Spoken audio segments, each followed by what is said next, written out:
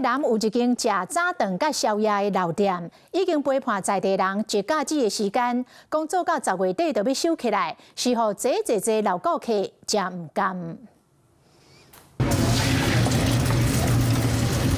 甲卵倒佇咧鼎內底，蓋一塊 QQQ 的餅皮，塗起來了後抹沙地，沙地兩片配搭芳醇豆奶，經典的滋味特別甲人客小食。剛剛就買了3個。很快來吃，很快來吃。對啊，今天特地從高雄過來。對。他每次都喝鮮奶茶，然後蛋吐司，沙茶蛋餅，還有蘿蔔糕。他早上一定要吃。佇咧台南做一假日的知名傳統早頓宵夜老店，宣告經費遭遇到期，10月底的暫停營業。